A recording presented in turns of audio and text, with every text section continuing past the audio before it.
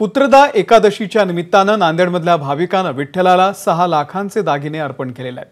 पुत्रदा एकादशीच्या निमित्तानं पंढरपूरमध्ये हजारोंच्या संख्येनं भाविक दाखल झालेले आहेत। एकादशीचं औचित्य साधून नांदेडमधल्या विठ्ठल भक्त सुमित मोरगे यांनी विठ्ठलाला सोन्याचा गोफ, रुक्मिणीला मंगळसूत्र, चांदीची जोडवी आणि रुक्मिणी करंडा असे एकूण 6 लाख रुपयांचे दागिने अर्पण केले।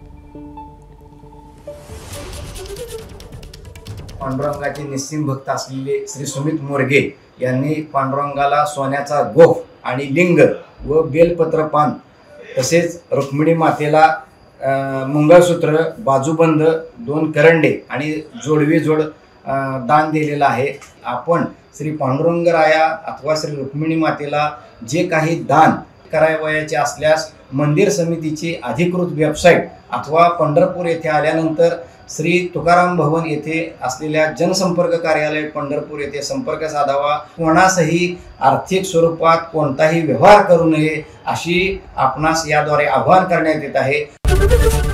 एबीपी माझा, उघडा डोळे बघा नीट।